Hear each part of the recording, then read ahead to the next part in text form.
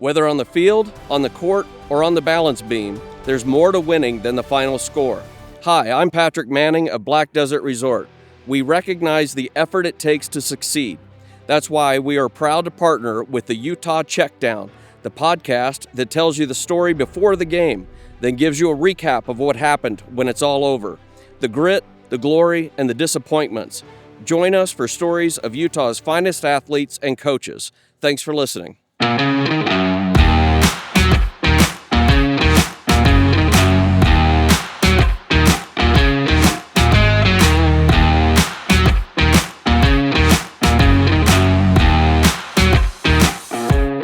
You're listening to the Utah Checkdown Podcast. And now your host, Josh Furlong.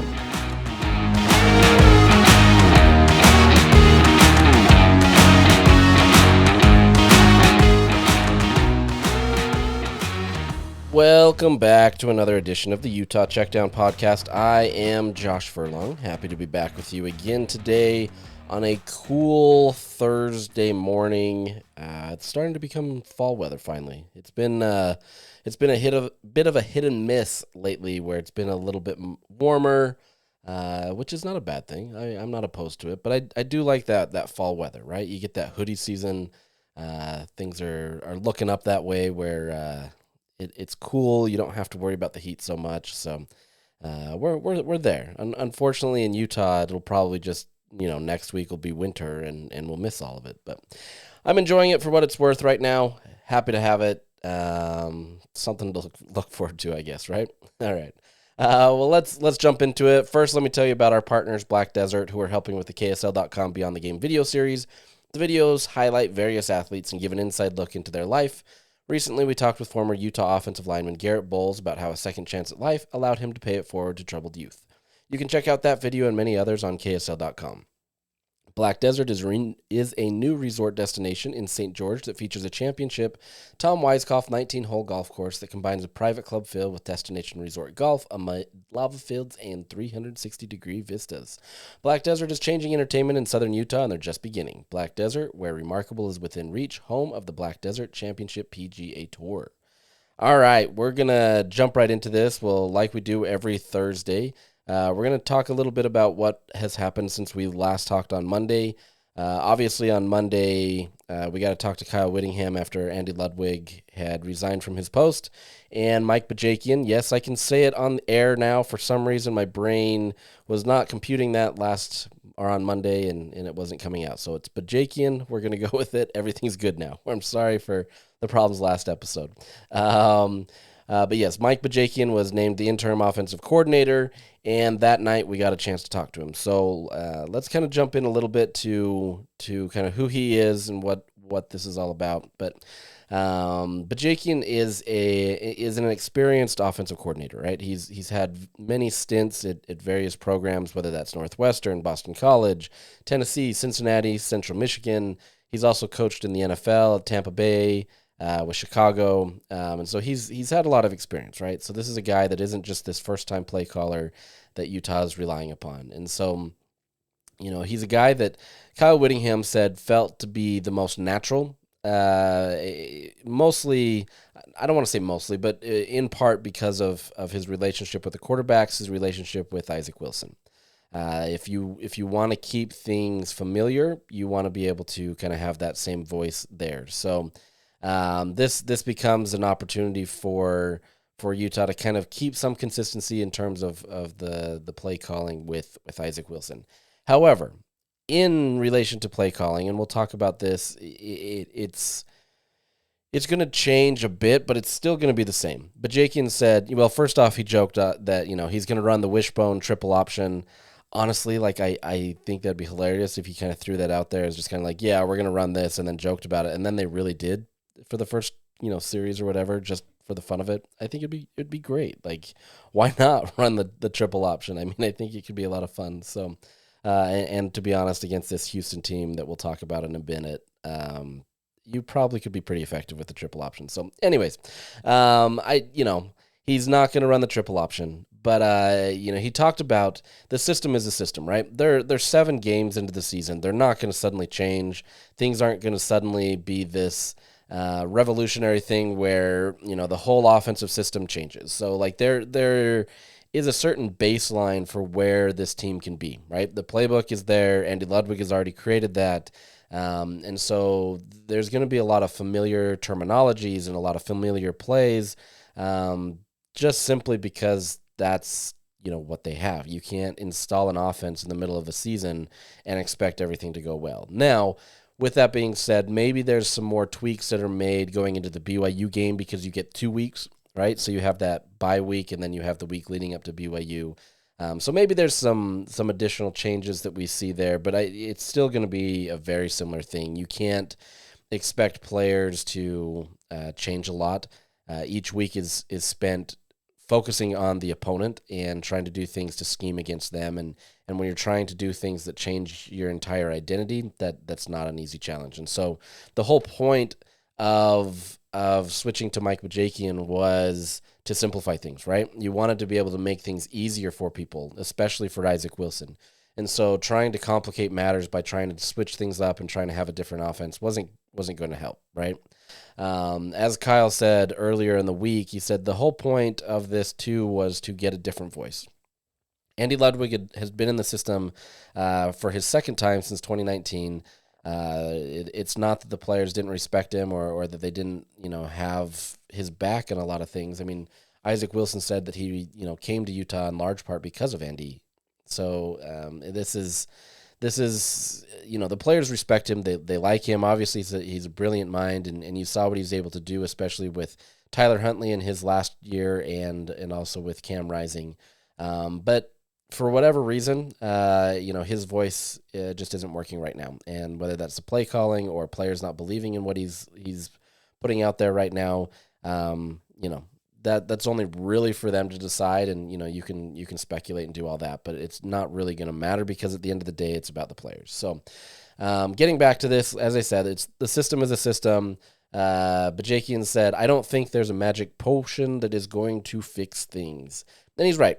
It's not like all of a sudden they're going to snap a finger and everything's going to change, right? Like for anybody that's coming into this game this week thinking that Utah's suddenly going to be this, potent offense and all of a sudden everything's going to click and they're going to be up to, 35 points and everything. I mean, I'm not saying that they couldn't score that many points against Houston and kind of have this revitalized look to themselves, but it's not like suddenly everything that has been causing problems for Utah is going to change. And not all of that was Andy Ludwig. We've talked about that. There's been many issues, right? And so there's a lot of things that need to be corrected. But having a new voice in that room gives you potential to be able to maybe make those changes, right? And be able to help. For him, knowing that the system is the system, his main focus is he wants to focus on the energy, right? He wants to get these guys up. He wants to get that back. He wants to make sure that they're all bought in and ready to go. And really, it's just about focusing on the little things. He equated it to being a golfer, and he says he's not really much of a golfer, but as a golfer, if you want to improve your game, it's focusing on the little things. It's focusing on putting. That's kind of what he said. It's like focusing on your short game, getting in there and working on those little things, because then, you're going to drive the ball, whatever it may be, and you're going to do what you need to do to get there. But when you need to get, the ball in the hole, the ultimate point of the game, you've got to work on those small little things that are going to be beneficial. Everybody wants to have a longer drive, right? Everybody wants to be this high-level team that's going to put up a ton of points and move the offense down the field. But in this case, in Utah, it's finishing in the red zone. It's finishing, plays where they just need to make these small improvements to be able to help. That's what he's focusing on, right? Like those big things. It's not that Utah has been adept at that. Like that, it's not like they haven't been able to focus on that and do what they need to. It's more just finishing where they need to, right? Finding ways to be able to complete in the red zone and being able to get the touchdowns that you need to. Now, obviously, the last couple weeks, the ball hasn't even moved, right? Like it's really struggled to be able to go. Last week especially, the ball barely even crossed the midfield outside of the 71-yard touchdown that Isaac threw to Money Parks. But, I think that's really his main emphasis, is just focusing on those things. And, It's real easy to say those things right now on a Monday, right? When he was saying that, it's easy to be able to look at that and say, okay, this is where Utah needs to be. The reality is it's got to pair with his play calling mixed with what the players perform out there, right? I think you've got a room right now that is incredibly hungry to do what they need to, right? They're frustrated, right? They're frustrated with the losses. Nobody wants to have 3 losses on the season, this point in the season especially. And so these guys are hungry to get something. This becomes an opportunity to believe in Bajakian, right? Whether you agree with how the system has been run or anything, how it's gone in the past, this is now a new start for a lot of these players. And maybe some of these guys that haven't been able to get in some time for whatever reason, right? And I'm not going to get into that. We've talked a lot about some of these guys. But this is a new opportunity for these guys to kind of really just own up whatever they can do, work hard, show what they can kind of provide for the team, and hope that you can get that playing time. And the players that are going to bring that energy and that are focusing on those little things, those are the players that are going to continue to get the ball, right? And they're continually going to get to play.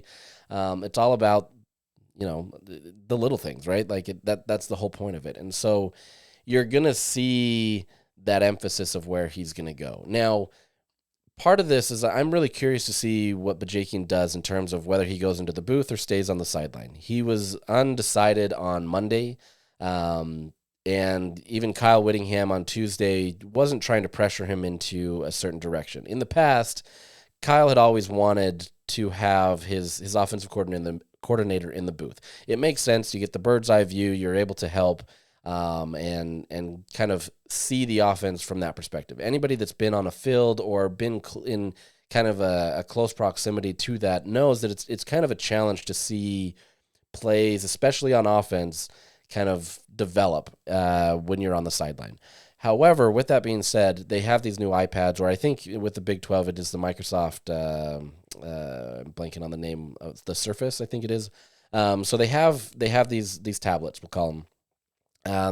That Kyle and Mike have both said kind of changed the game for offensive coordinators, right? In terms of Bajakian, you want him close to Isaac. You want him to be able to be that first person that he goes to, that he has been, where he can say, okay, here's what you did, here's what you need to, this is how we need to fix it. You remove part of that when he goes up into the booth. And so that becomes a challenge, and you lose that opportunity to coach him. There's still opportunities there. There's headsets. There's other things, right? But now with these tablets, you can be on the field and kind of show it. So even though you might not be able to get the full bird's eye view, having Bajakian down on the field can be beneficial, especially from a quarterback standpoint. There's still things that they can see because they get that bird's eye view from pictures that are being put on the tablet. And so it's not necessarily a bad thing to have him on the field. I don't know what that'll be for Utah, right? I'm curious to see how this will be. Whether he is on the field, you don't see a ton of offensive coordinators in college on the field, but at the same time, you do have some of that in the NFL, right? A lot of these guys, the head coaches or the offensive coordinators, they are on the field. They're able to be there with the team. They can get the vibe of the team and see what's going on. I think those keys are important, right? When you're in that booth, you're so removed from everything. Like they're literally a few doors down from where the press sits. And so I get the exact same vantage point that they get. And it's a great vantage point, right? Like we get the full all 22. We can see how plays are developing. You can see how everything is set up. But at the same time, you're just so removed from everything, right? There's these thick planes of glass that are standing in your way, especially at Rice-Eccles Stadium. Some stadiums, it's open air and you can get the vibe of everything. But being down on the field is a completely different experience. The media gets to go down onto the field about 5 to 7 minutes at the end of the game, and we get so that we can get to the press conference and everything. And it's a completely different experience for us. We get to see things, we get to feel things. You get the general vibe of how a game is developing, and I think that's an important thing. A lot of people talk about how momentum is a real thing. I truly believe it, right? You can feel it, and I think as an offensive coordinator, you kind of need to be down in the thick of it with your players. That's not to say that being up in the booth is a bad thing, right? Like I said, you get that great view. You can see how players are developing that way that you're not going to be able to see on the field outside of the tablets and everything. And so it just varies, But that's going to be something that I'm curious to see. I have to imagine that if something isn't working, that they may switch that up in a different week. But I'm curious to see how that goes. Now, with Bajakian, as I said, the biggest emphasis here is about focusing on Isaac Wilson. Obviously, other players have to be focused in on, right? But Wilson is the guy that matters in this offense, because if Wilson can't get the ball moving, it doesn't matter what everybody else is doing, right? It doesn't matter that Dorian Singer or Money Parks are getting open all the time, or Dallin Bentley is always in the flats and he's ready to get the ball, or Brant Keithy is obviously that mismatch that just doesn't work, but he always finds the opportunities. None of that matters if Isaac isn't getting the ball moving downfield, right? And we've seen this. I know Isaac has taken a ton of heat after last week, right? And I don't think it's fully fair on him. And, I want to do a podcast maybe in the bye week where we kind of break down some of what he's doing and everything and go into it. I'm not here to carry his water, right? That's not my job. My job is to look at what's going on. And if he's not doing well, then I'm going to call it out just like I do anybody else. But at the same time, this isn't all on Isaac. He's been able to move the ball. You saw that in the Arizona game. As I mentioned, I believe on Monday, that Arizona defense was far better than what Utah's faced the last 2 weeks in their losses. They were able to move the ball. Their problem was they just couldn't convert in the red zone. Things got harder. Play calling was, we've talked about that. It just didn't work. So there's potential there. Now, with that being said, that's not to say that Isaac doesn't need to take, steps, right? Like, there's a lot of talk right now of, you've got to move from being the freshman and having that mindset of just this, not even a carefree, but you've got to be able to move forward and be that leader of the team. Everybody is looking now to what Wilson can do. And there's going to be a lot of pressure on him, as there has been. It's not like this is suddenly new, but you're the face of the team now, essentially. And the quarterback is going to take all the love and they're going to take all the hate. And he recognizes that. It's a tough thing. But he's able to do what he needs to in this offense. Now, with that said, what Bajakian wants to do is he wants to simplify things for Isaac Wilson, right? As a freshman quarterback, things need to be simplified. He's not going to be able to run the same offense that Cam Rising ran, at least in terms of how Cam ran it, right? He's able to do some pre-snap reads to get in there and say, okay, here's what the defense is going to do. I know that, when I look off this defender, this is what's going to happen with this defender, or whatever that may be. You're reading the defensive end, you're reading the linebackers, you're reading whatever that may be to be able to help you, right? Isaac is getting there, and he can do it. It's just more he's not being able to do it at the high or the fast enough speed that Cam is, right? And so what you need to do for a freshman is you need to simplify things. You need to make things easier for them. And unfortunately, for the last few weeks, Andy Ludwig didn't necessarily make it easier on Isaac Wilson. That's not all on Andy, but at the same time, there wasn't a lot of plays in there that made it, simple for him. Start these games out easily, right? Like, get these simple out routes, get the crossing routes, honestly, at this point, you have nothing to lose. So, I know you don't want him to throw more interceptions, but you have nothing to lose in that you can't try some things, right? If you're risk averse like Kyle is, this is your opportunity now to say, you know what? We're going to try some things, because really, what else do you have to lose? You're not making it to the Big 12 championship game. And I know there's some people holding on hope still, and there is still hope, right? Like, in theory, you can still get there with 3 losses. Yes, Utah has to win out. You have to beat BYU. You have to beat Iowa State. All things that are possible, but at the same time, you need so much stuff going well beyond your control that it's not even really worth entertaining at this point until you start winning games, until you start moving the ball, until you start doing the things that you need to even be in that consideration. Putting up 7 points against a very bad TCU defense doesn't qualify you for the Big 12 championship game, right? Like, that's just not going to happen. Your defense allowed 13 points and you still couldn't win a game. Like, that's the nature of what it is. So all this talk of, not that there's talk of people thinking that it's possible, but anybody that still thinks that there's hope, just squash that right now, right? You can get that hope if things start turning in your favor. And yes, obviously in 2021, I can't even remember the seasons at this point. One of the years that Utah got to the Big 12 or the Pac-12 championship, everything had to go their way, and it did, right? And so it's not that that's not possible, but I think this is an even more extraordinary case where it's just not something that's likely. So you've got that, right? The point here is you want to build on Isaac Wilson's strengths, and you want to be able to do things that are simplified. You want to make it so that it's easier. Isaac ran a system that was very much so functioning on an RPO at Corner Canyon. That is exactly what Bajakian wants to do. He wants to go with tempo. He wants to use more of an RPO system, be in the shotgun, wants to be able to he utilizes his tight ends. He loves that. He wants to get the running backs out in space. These are all things that Utah can be very talented at, and they just kind of haven't done much, right? Like, there's no tempo usually at Utah. They're very much so a huddle team, kind of methodically get up into the line. It's all about ball control, whether it's on offense or defense. You're trying to milk the clock to some extent. This is, there's a lot of inside zone stuff. They're not utilizing their running backs in space. That's what Bajakian is wanting to do. He wants to be able to use tempo, try to speed things up a little bit, try to help that offense move. He wants to utilize those tight ends. He wants to be able to get those running backs out in space. And if you can get them out in space, look what Mekhi Bernard can do. Look what a Dijon Stanley can do, especially in space. Like, the dude is incredibly fast, and if you give him just an inch, he's going to take a mile of room to be able to get to where he needs to go. So there's that. Now, but once again, it comes back to just simplifying things, right? Like, you need to be able to give Isaac confidence, and so that when you do want to dial up that 71-yard bomb to Money Parks, you know that he can do it. He hit him in stride. He was able to do what he needed to be able to get there. He can make those throws, but you've got to make it easier. Let that offense feel like there's a rhythm, right? Take those first 2 first down plays and try to get something going. It doesn't have to be this big chunk yardage stuff.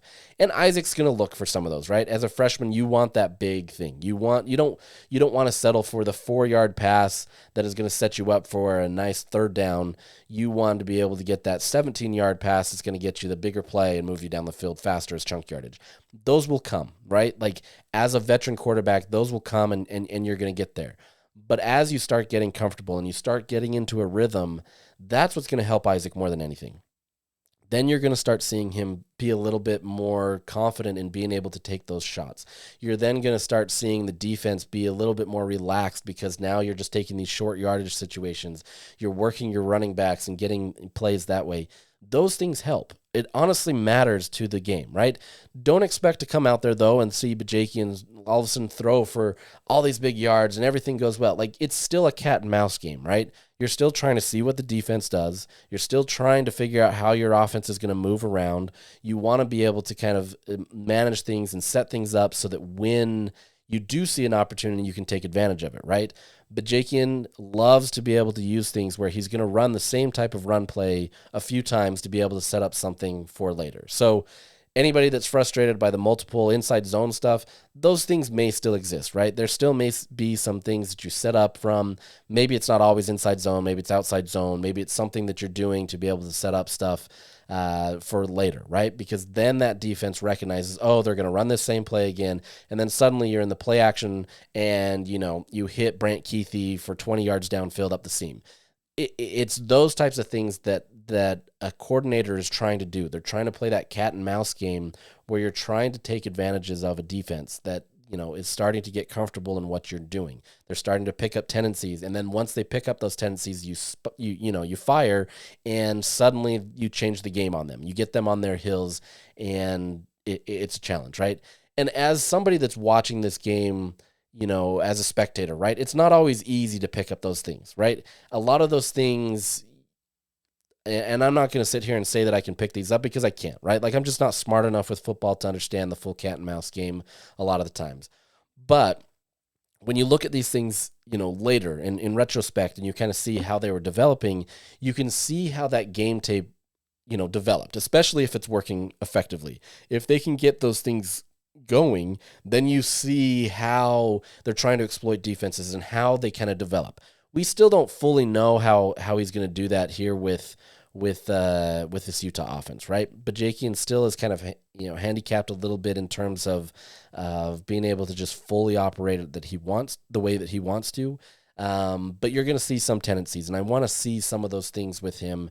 Looking at some of his history, and I know that I've seen it on Twitter. I'm not going to reinvent the wheel here at the same time. There's some of these offenses that he's run that they don't look good, right? I mean, you can point to Northwestern. They're not, the shining example of offense. Let's be real. But there are a lot of contributing factors to a lot of these different things. At Northwestern, your talent pool is incredibly tough to get, right? Because it's a prestigious school that is going to recruit just a different athlete. It's kind of like a Stanford. Well, it is like a Stanford in terms of recruiting.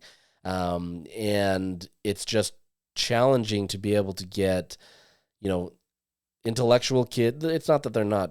Yeah. Anyway, I'm not going to go down that road. But you're trying to get intellectual kids that are also talented at football, and you've got to do that where you're trying to compete with other people with high academic standards, all that kind of stuff, right? It's just a challenge. So to look at Northwestern's offense, I don't want to say that it's great, because it's not, right? Like, quite honestly, his time at Northwestern, they didn't really do much with an offense, right? If anything, in some ways they got worse. Some years they got better. They got better in their scoring offense last year, and obviously they beat Utah in the bowl game. So I mean, there's a chance. But at the same time, well, and quite honestly, their red zone offense was pretty good last year. They were 41st in the country after being 118th the year before. So maybe there's something, right? Even if Bajakian changes the red zone offense and gets Utah touchdowns, I think people are going to be okay, right? Like, I think the concepts that Utah has can get them to move down the field if the plays are called correctly or called in a way that sets them up. It's just been the red zone that's been kind of their problems. And so if Bajakian can kind of cure that, I think Utah fans will be incredibly happy. Outside of that, his time at Boston College, he had the 47th best, total offense, right? He also had A.J. Dillon in the room, all-time leading rusher there. So, I mean, there was talent, right? He's able to utilize the talent that he has. At Tennessee, it wasn't great either, but they had a terrible offensive line. And some of that is him, some of that's offensive line, some of that's, talent. It just depends. Whereas when he was at Cincinnati and Central Michigan, and obviously when he was at Cincinnati, it was the Big East years, so there was more talent than what it's comparable to now of what Cincinnati was in beforehand. Central Michigan, these two teams, he ran offenses that were far more effective, right? They did very well, some of the best in the country, especially when he was at Central Michigan. This was a very high-level offense, move the ball. Granted, the talent there in terms of who they're playing is different, right? Like, so you can't make these one-to-one comparisons or apples to apples. There's a lot of nuances here, right? And so you're going to see things on Twitter, you're going to see things or hear things about how it is. Yes, Bajakian hasn't had the shining example. It's not like you're looking at him as this guy that's like revolutionized offenses and, you have to get him as the next hire. However, he's been able to do some good things. He's been able to bring some new concepts that are able to help a team. Obviously, he was brought in as an offensive analyst to be able to help with the quarterbacks. He can do that. We still have to see what it means at Utah, right? All of those things that he's done in the past, good and bad, don't really matter because each team is different. And so it's easy to be able to look at that and say, this is what's going to happen, and he's, terrible at this, or he's great at this. Like, it doesn't matter, right? Like, until he can get on the field with Utah and do these things with his team the way that he wants to do it, we don't know. And so that's kind of the nature of it. That's the nature of any of this, right? It's the nature of talking about Utah at the beginning of the season and saying, oh, they have the talent to be able to do this, and with this and this and this, they can get to here. Yeah, they can. Right? Everything is leading up to that. If Cam Rising stays healthy all year, yeah, of course you're probably going to be there, right? He and Andy Ludwig had this connection that they wanted to work together, and they wanted to be able to utilize the same offense and be comfortable in that. If those things are together, yeah, of course you're going to be able to probably get into the Big 12 title game because you have everything is your advantage, right? That momentum is there, and you look at the conference and say, okay, yeah, this conference can be run by Utah, but it didn't happen, right? And that's the nature of sports, right? You can sit here and you can say that everything's going to be great. Alabama's going through that right now as well, right? You're seeing that it's not just this easy. I mean, everybody knew that it's not an easy transition from Nick Saban. That doesn't change who Kellen DeBoer is as a head coach. He's still a phenomenal head coach. He still can do things that can get him there, but you've got to be able to get what you see as talent and be able to equate that onto the field, and you have to not make those mistakes that maybe your predecessor did. There's a lot that goes into playing the game, right? And that's why we enjoy it. It's an entertainment value. You want to go and be entertained. Unfortunately for Utah fans, you're not being entertained right now, right? You go into these games not really. You want your team to win, right? Like, I get it. Like, for me, like, I've been outside of fandom for so long, honestly, because I've been in media for so long that it's hard for me to understand the general fan, quite honestly. And I'm just going to be point blank, right? Like, growing up, I had my teams, and I still have some of those teams that I cheer for. And if you see me on Twitter, like, I might cheer for them. But at the end of the day, like, I'm not this fanatical person because I understand the relationship that I have with sports now, right? I'm not getting too high. I'm not getting too low. That's just the nature of who I am. I've always kind of been that way, quite honestly. Like I don't ride or die with the team.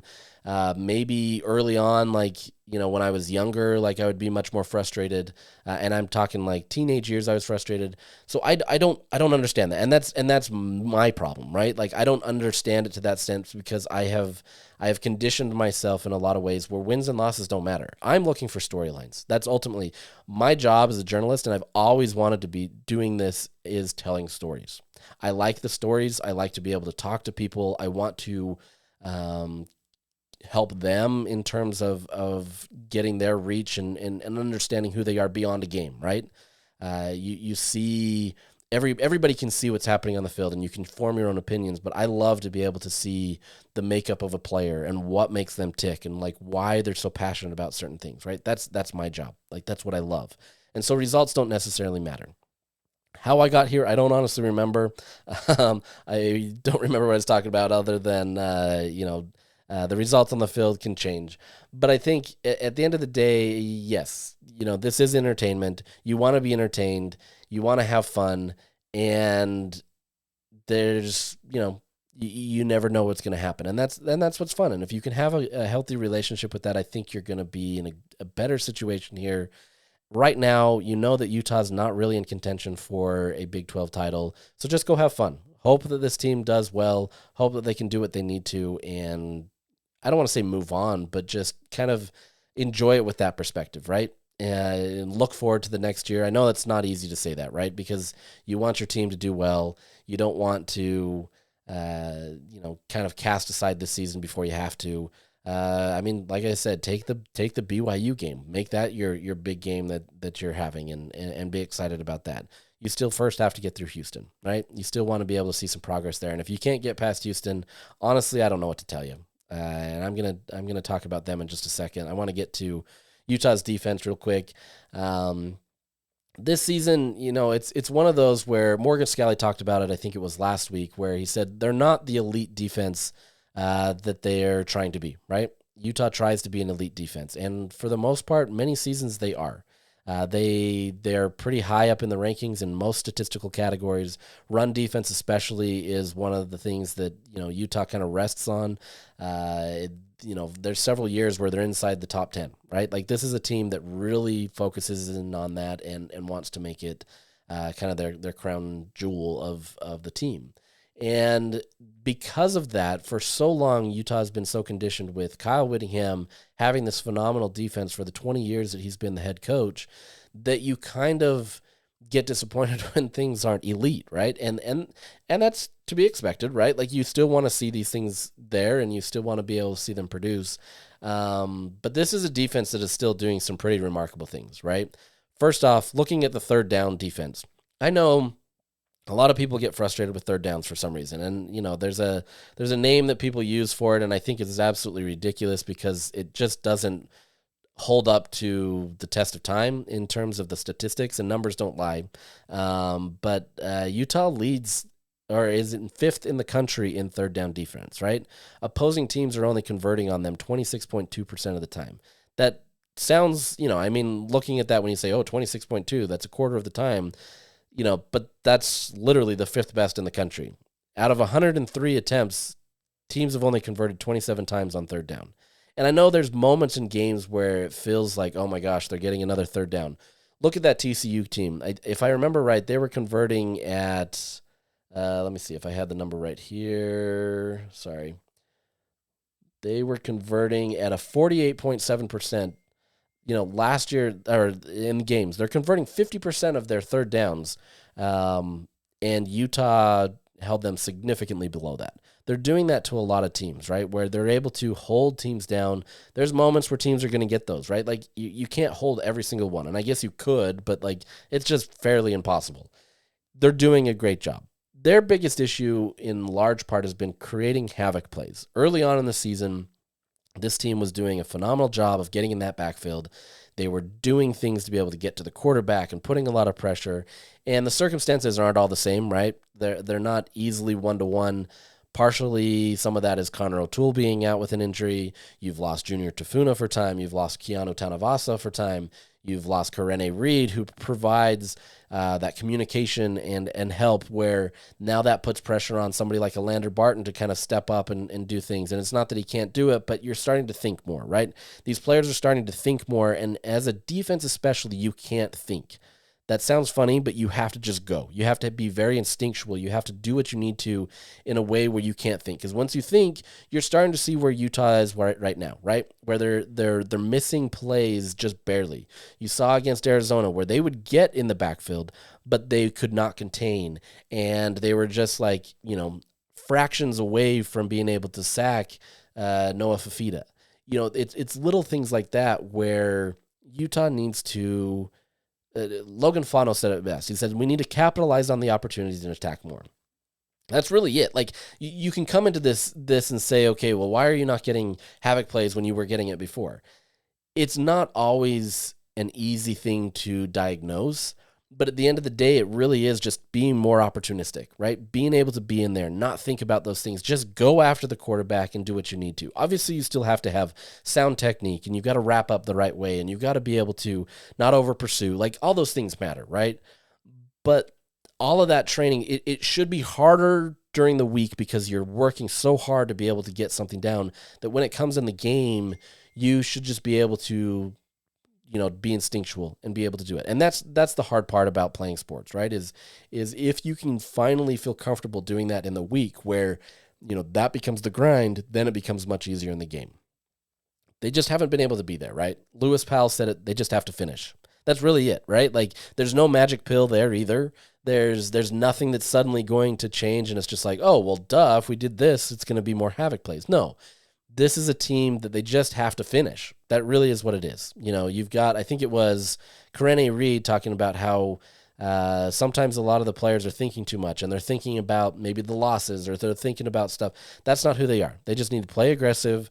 They just need to, get in the backfield, do what they need to, and everything's going to be fine.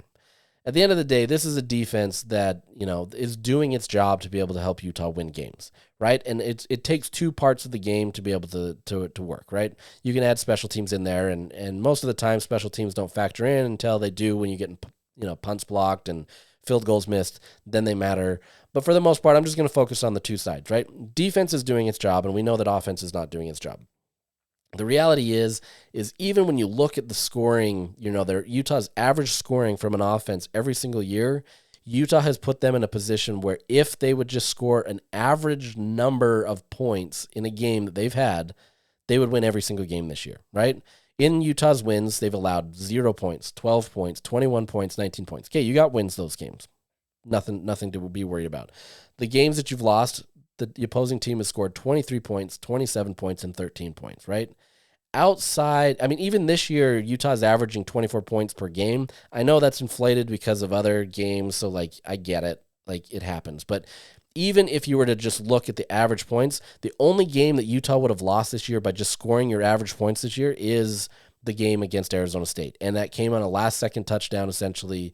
You're in these games. So, okay, you're 6-1, everything's good, everything's great.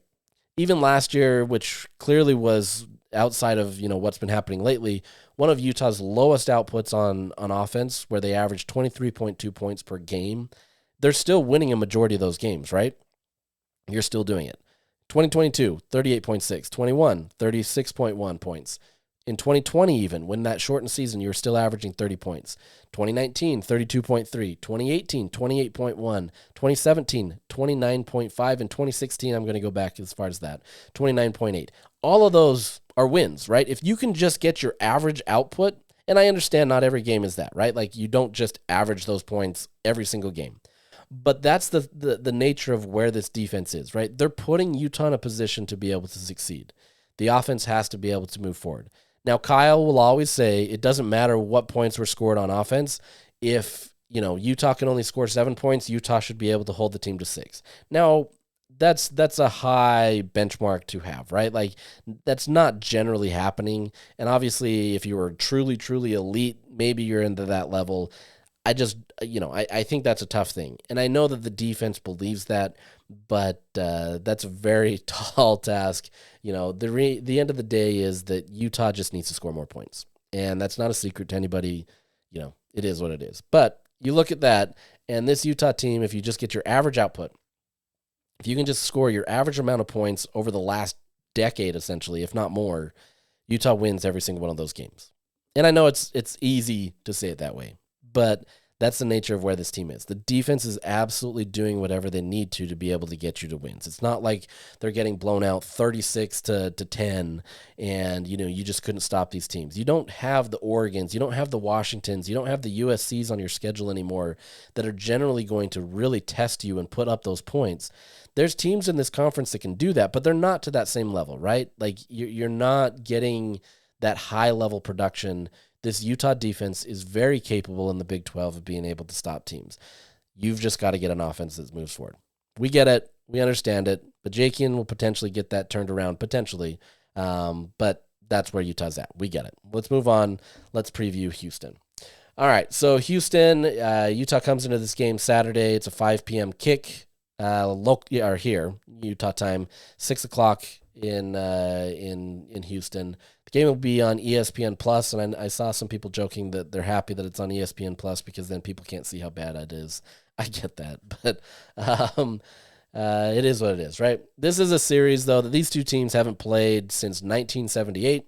Houston got a 42-25 win.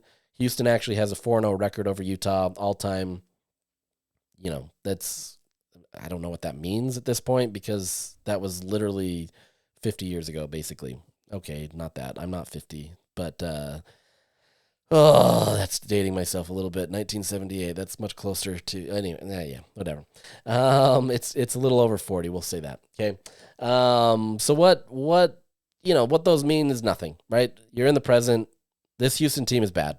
As bad as Utah has been on offense, Houston just doesn't really have much in terms of an offense, right? Looking at some of the stats, their scoring offense is 133rd out of 134 teams. They're averaging 13.7 points per game. They're last in the Big 12. Big shocker. This is a team that just isn't scoring a lot. Rushing, they're 12th in the Big 12. They're 87th in the country. They're only averaging 136 points.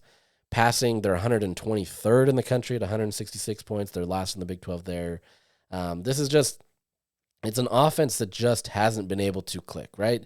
There's talent, but it's not to the level where they need it to be, right? Willie Fritz is a great coach, but this is his first year there. He's trying to develop. He's trying to get this going.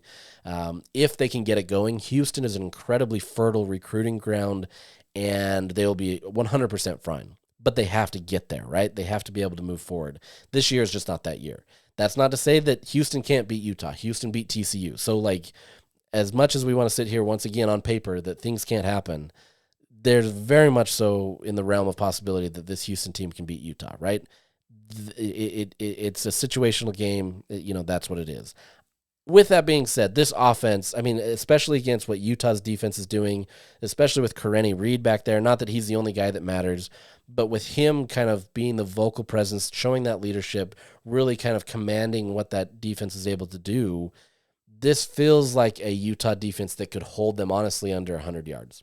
Now, I don't want to predict those types of things because those games come along every once in a while, but they're not easy, right? It's just you have to have an all-around just overwhelming presence on defense to be able to make that happen. And you're in a road environment. It just generally doesn't happen, right? But with how little output this Houston offense produces, it is within that realm, right? I think this Utah defense, they're hungry. They want to be able to prove that they can continue to be there.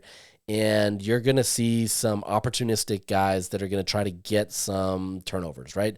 There's been a lot of talk about, if there's one area where the defense has especially struggled, it's turnovers, right?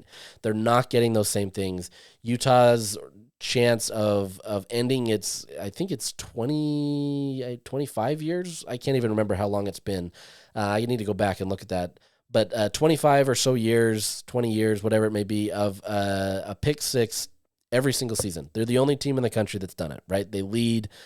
This is their opportunity to do it. Houston hasn't been good. This offense isn't good. This is an opportunity. On defense, looking at them real quick, they're much better, right? They're not as bad on the defensive side of the ball. They have talent there. With that said, it's still not anything earth-shattering. It's not something that Utah hasn't seen before, but it's gonna be improved, right? Their scoring defense is 66. They allow 23.6 points per game. So for a Utah team that is struggling, that could pose a problem, right? If you can't score against this Houston team, that becomes a challenge because they've done a good job, and you haven't shown that you've been able to do it the last few weeks. Run defense, 72nd in the country. They're allowing 145 yards. That's average. That's nothing good. That's nothing bad. Utah can absolutely do what it needs to here in the run defense, with the caveat that they can relax that pressure that's coming in the offensive line, that's coming towards Zach. The run game is going to be especially important, especially if you can get outside, relax it a little bit, if you can get the ball moving.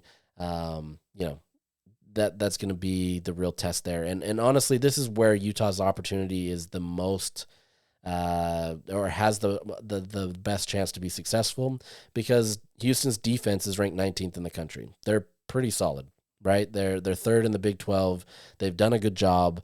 They attack the ball, they attack the passing, and do a good job that way. So defensively, this could be a slog fest for both of these teams, where offense is going to be a struggle. Utah should I caveat that now at this point, have the upper hand on the offense, but that's not to say that they couldn't be stalled out because of this Houston defense. So this could just be an old school football game where the winner is 7-3. I hope not. I need to see something more. I'm tired of just sitting through these games where there's not a lot of offense. So we'll see what happens there. Houston is terrible in third down conversions. They're just not moving the ball. Once again, 126th. They're converting at 29%. It's a little higher than what Utah allows, but given Utah's defense, I have to imagine that number goes down, and their quarterback play hasn't been great, and I'll talk about them in a sec, but just not there. Outside of that, red zone conversion is literally dead last in the country. They're awful. They're only converting in the red zone at 61.5%. Only 30.8% are touchdowns. So, for all the struggles that Utah's had in the red zone, magnify that by double for this Houston team. Maybe not double, but it feels that. I mean, honestly, it's not great. It's not, especially if you're only getting 31% of your trips down there as touchdowns. That's not a great situation. Like, you can move the ball all you want, but you've got to score, right? And they're not even getting field goals. Field goals are 30% as well. So this is a team that just is not put together well on offense. That's not to say that they can't do things, and obviously the defense can score points by getting takeaways and different things that way. But offensively, it's a bit of a slogfest, right? Like, it's not going to be easy. So looking at that, some of the players to watch or be on the lookout for in this, their starting quarterback, at least initially, was Donovan Smith. He's only thrown for 867 yards, 4 touchdowns, has 8 interceptions. He's completing it at a decent rate, 65.4%, but those 8 interceptions are not great, right? If I remember right, I think the last game, was it last week or one of these other weeks, he had 3 interceptions. So, I mean, it's just not great. And he's split time lately with Zion Chris. Kind of coming into the season, there's kind of a battle there. Zion Chris is available this week after a hamstring injury that he suffered against TCU a couple weeks ago. But he hasn't played a ton. He's only thrown 187 yards, 1 touchdown, 2 interceptions. He replaced Smith as the starter or I believe he's replaced. I can't remember now. I've read too many things. Either way, he's taken time from Smith, and they've kind of tried to turn the page on Smith a little bit and put him in. However, with that injury, they had to put Smith back in, and things didn't turn out. So he is available. Whether he starts or not, that remains a question. Because he hasn't produced a ton and he hasn't got a ton of reps, you don't know exactly what you're going to get there. The reference points in terms of stats just haven't been there. Similar mindset where he's had 1 touchdown to 2 interceptions. Not a great ratio there. Just as a reference for these two guys, Isaac Wilson in his career at Utah so far, he's thrown for 1,029 yards, 7 touchdowns, 8 interceptions. So been much more productive than these guys. And so you can be frustrated all you want that he's a freshman quarterback, but he's still producing at a better rate. Yeah, you don't like those 8 interceptions, but he's still moving the ball downfield. So that's what you've got on quarterback there. Running back, they're 2 running backs, Stacey Sneed and Rashawn Sanford II. They just haven't produced as much either. Their leading rusher, Sneed, is 245 yards with 1 touchdown. Just as a reference point, again, Mekhi Bernard has 731 yards this year and 2 touchdowns. There's just not a lot of production there, right? Rashawn Sanford has 222 yards, 1 touchdown. That's not to say that these guys can't be effective and they can't, do stuff to be able to hurt Utah. It just hasn't been at a high level this year. They just don't move the ball, and even though both average over 5 yards per carry, they're just not able to get enough touches to be able to be an impact. And so, this Houston offense is just not on the field that long. It's lessening everything. Wide receivers, kind of a similar situation. It's just kind of a mid-level for all of them. Mekhi Muse, he's their leading receiver with 218 yards.